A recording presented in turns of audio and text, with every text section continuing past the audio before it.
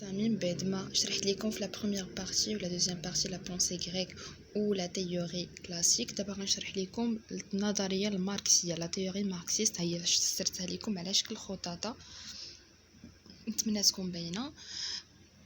عندنا صاحب النظريه اللي هو ليكونوميست كارل ماركس، اللي هو اقتصادي الماني وعالم سياسي.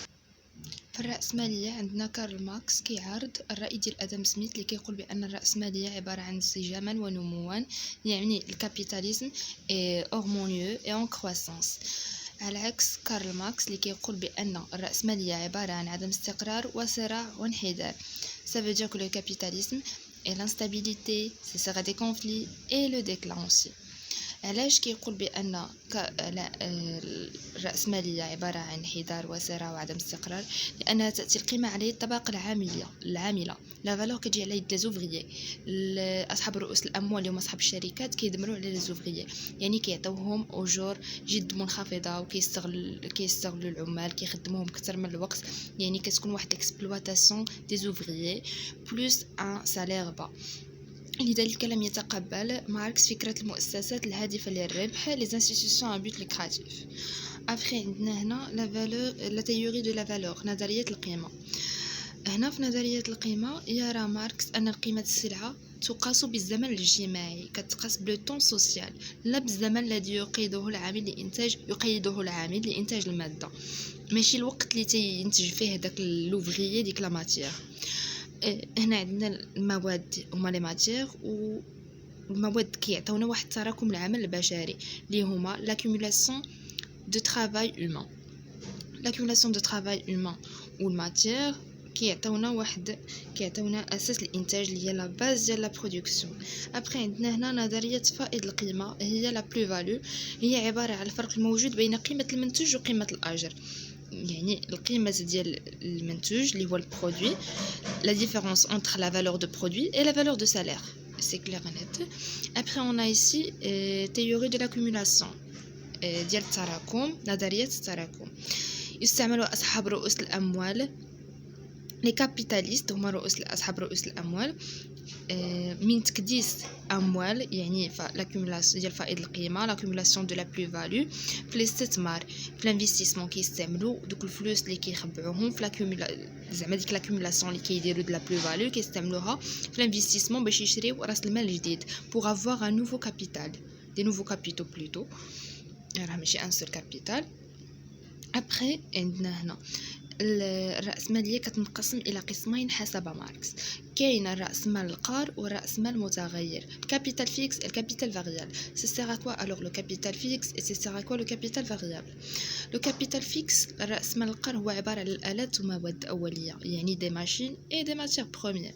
أما الرأس مال المتغير الفاريابل هو العمل الذي من خلاله تدفع الأجور، يعني c'est un travail par lequel on paie un salaire. يعني الرأس مال المتغير par conséquence عندنا كيقول لك ماركس بأن الرأس مال المتغير هو مصدر الفائض لا بلو فالو، لا سورس دو لا بلو فالو. لا بلو فالو كتجي من هذا الرأس مال المتغير.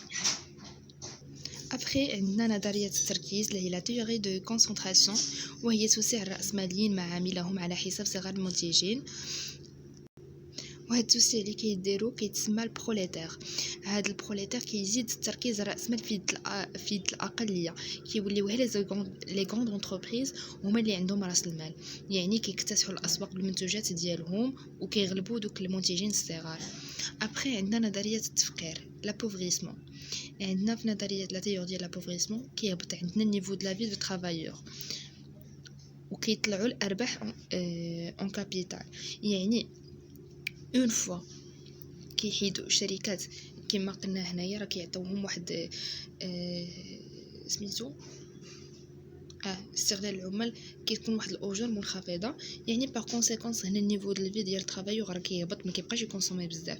يعني الارباح قبل ما نهضروا بعدا على الكونسوماسيون عندنا نيفو ديال الفي كيهبط ديالهم، والارباح كتطلع الكابيتال الاخرين ما تيبقاوش يخلصوهم بزاف وكيدخل عندهم الفلوس، يعني الكابيتال طالع، يعني لو ريفوني توتال كيكون هابط، الاجور هابطه، ولو تو دو بروفي نسبه الارباح طالعه. هذه هي نظريه التفقير لا بوفريسمون.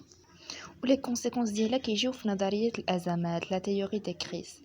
نظريه الازمات هي نتيجه لنظريه التفقير، حيث قله الاجور العمال ادت الى نقص وتراجع المستهلكين عن الطلب، مما ادى الى انعدام التوازن بين العرض والطلب وتراكم المخزونات وإقفال المعامل وارتفاع نسبة العاطلين لذلك على الطبقة العاملة. تنظيم صفوفها والتسلح بالإيديولوجيا العلمية. شنو كتعني هاد الفقرة بلوتو؟ كتعني بأن لا دوموند هبطات بيسكو الريفوني هابط، لا دوموند سي تو افي نورمال غتهبط. لوفر ولا عندنا طالع، هانتوما كيما كتشوفوا لوفر طالع، لا دوموند هابطه، والستوك طلع لنا ستوك لي يعني البرودكسيون طالعه بزاف، كاين ستوك عامر ولكن كونسوماسيون هابطه، ما كاينش اللي غيشري. الوغ طلع لنا الشوماج لحقاش الشركات سدوا ما بقاوش عندهم منين يخلصوا لي زوفريي، صافي سدوا في خطره والشوماج طلع لنا، ولات عندنا واحد لا كريز ماجور، يعني ولات عندنا ازمه. ابخي هنا هادشي اللي كتهضر عليه كما كتشوفوا لا تيوري ماركسيست، وهذه هي الخطط كنوريها لكم خطره اخرى. وختاما غنعطيو الرأي ديال ماركس اللي قالك ماركس تنبأ قبل بهذا الشيء اللي غيطرا. لقد تنبأ ماركس بانهيار الرأسمالية والاتجاه نحو الشيوعية. هادشي اللي ولات الشيوعية، ما بقاش الرأسمالية لحق الشركات ما بقاوش كيخلصوا مزيان لي زوفريي، صافي هبطات لا دوموند، طلع لوفر كما كتشوفوا، طلع ستوك، الكونسوماسيون طلعت، الشوماج طلع، صافي ولات الشيوعية هنا. من بعد ما سالينا هاد لا تيوري غندوزو بعض المصطلحات اللي تستعملوا هنا. عندنا الاقتصاد السياسي هي ليكونومي بوليتيك، والرأسمالية اللي هو الكابيتاليزم، والشيوعية اللي هو الكومونيزم، والطبقة العاملة سي لا كلاس اوفريي. الا عندكم شي مصطلحات اخرى ما فاهمينهاش صيفطوهم ليا، خليهم لي اون كومونتير باش ندير لهم تراديكسيون. ابخي هنا عندنا واحد التطبيق تطبيق بسيط كيهضر على هاد النظريات وبعد نظريات اخرى اللي مازال ما شفناهاش. المهم قال لك في التطبيق اين تتدخل الدوله واين لا تتدخل في النظريه التاليه. عندنا الفيزيقراطيه. في الفيزيقراطيه تتدخل الدوله، وفي الكنزيه كتدخل الدوله، وفي الماركسيه تتدخل ايضا. اما في الميركانتيليه والكلاسيكيه من نيو كلاسيكيه فالدوله لا تتدخل. نتمنى تكونوا فهمتوا الفيديو. اعينوا الفيديو الجاي اللي غنشرح فيه المدرسة نيو كلاسيكية، وغندوزكم بعض المصطلحات الأخرى ندير لكم لها تراديكسيون.